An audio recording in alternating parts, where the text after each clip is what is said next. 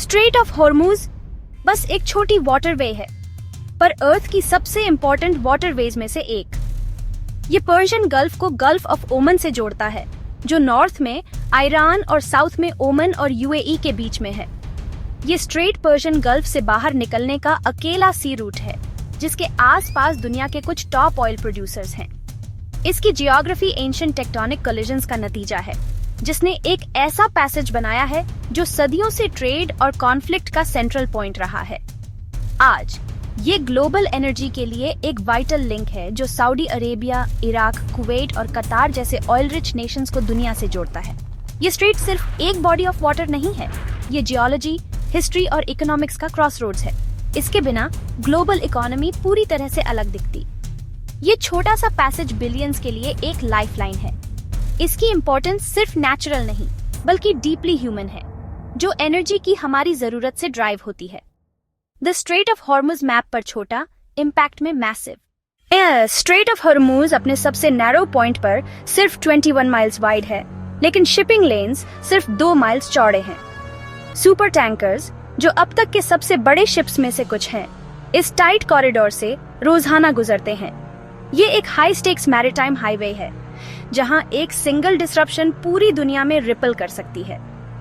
Straight की narrowness इसे powerful और वल्नरेबल दोनों बनाती है, एक सच्चा ग्लोबल चोक पॉइंट।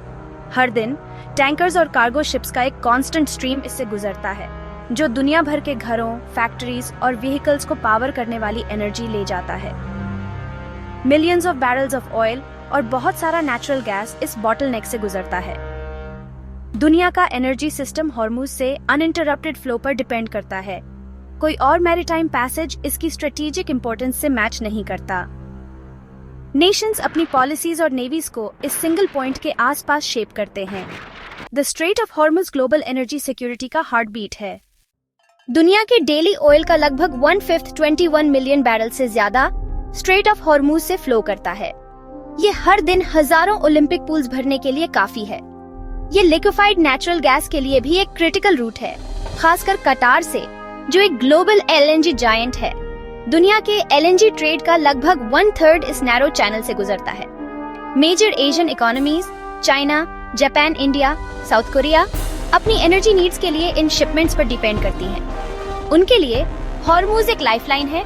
कोई भी डिसरप्शन उनकी इकोनॉमीज को थ्रेटन करती है। यहाँ तक कि डाइवर्स एनर्जी सोर्सेज वाले कंट्रीज भी इम्पैक्ट महसूस करते हैं। हर जगह ऑयल प्राइसेस हॉर्मुज में होने वाली घटनाओं पर रिएक्ट करते हैं। ग्लोबल मार्केट इंटरकनेक्टेड है। यहाँ एक क्राइसिस का मतलब दुनिया भर में हायर कॉस्ट्स हैं। इस स्ट्रेट की सिक्योरिटी एक शेयर्ड ग्लोबल कंसर्न है। हमारी मॉडर्न वर्ल्ड एनर्जी के इस फ्लो से एक साथ बंधी हुई है। द स्ट्रेट ऑफ हॉर्मुज दुनिया का एनर्जी क्रॉसरोड्स है। स्ट्रेट ऑफ हॉर्मुज प्लैनेट पर सबसे ज्यादा मिलिटराइज्ड वाटरवेज में से एक है। यूएस नेवी, खासकर उसकी 5th फ्लीट, स्ट्रेट को ओपन और सिक्योर रखने के लिए एक स्ट्रॉन्ग प्रेजेंस मेंटेन करती है। ये प्रेजेंस एलाइज को रिएश्योरिंग लगती है, लेकिन ईरान के साथ टेंशन भी बढ़ाती है, जो नॉर्दर्न शोरलाइन के ज्यादातर हिस्से को कंट्रोल करता है। ईरान ने आइलैंड्स को फोर्टिफाइड किया है और शिपिंग को थ्रेटन करने के लिए टैक्टिक्स डेवलप किए हैं, अगर उसके इंटरेस्ट्स को चैलेंज किया जाता है। नतीजा है एक constant stand of, naval patrols, military exercises और एस्केलेशन का रिस्क। हाल के सालों में ज्यादा इंटरनेशनल कोऑपरेशन देखी गई है, जिसमें यूके, फ्रांस और जापान जैसे कंट्रीज पेट्रोल्स में शामिल हुए हैं। दुनिया मानती है कि हॉर्मुज को ओपन रखना एक शेयर्ड रिस्पॉन्सिबिलिटी है। यहाँ सिक्योरिटी सिर्फ एक नेशन के बारे में नहीं है, ये ग्लोबल स्टेबिलिटी के बारे में है। स्ट्रेट की सेफ्टी एनर्जी के अनइंटरप्टेड फ्लो के लिए एसेंशियल है। हॉर्मुज में मिलिट्री पावर और इकोनॉमिक इंटरेस्ट इंसेपरेबल हैं। क्या होगा अगर स्ट्रेट ऑफ हॉर्मुज बंद हो जाए, भले ही थोड़े समय के लिए? शॉक इमीडिएट और ग्लोबल होगा।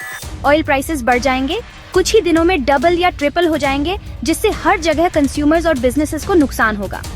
ट्रांसपोर्टेशन और प्रोडक्शन कॉस्ट बढ़ जाएंगे, सप्लाई चेन्स को डिसरप्ट करेंगे और इन्फ्लेशन बढ़ाएंगे। डेवलपिंग नेशंस को सबसे ज्यादा नुकसान होगा, जिससे इंस्टेबिलिटी और क्राइसिस का रिस्क होगा। कोई क्विक अल्टरनेटिव नहीं है। पाइपलाइंस सी से शिफ्ट वॉल्यूम को रिप्लेस नहीं कर सकते। क्लोजर से सिर्फ इकोनॉमिक केओस ही नहीं, बल्कि पैसेज को फिर से खोलने के लिए मिलिट्री कॉन्फ्लिक्ट भी हो सकता है। दुनिया के लिए प्रोलॉन्ग्ड शटडाउन की अनुमति देने के लिए स्टेक्स बहुत ज्यादा हैं। ये फ्रैजिल इक्विलिब्रियम रीजन को टेंस लेकिन स्टेबल रखता है। द स्ट्रेट ऑफ हॉर्मुज हमारी ग्लोबल इंटरडिपेंडेंस की याद दिलाता है। इसके नैरो वाटर्स में इकोनॉमीज और नेशंस दोनों का फेट है।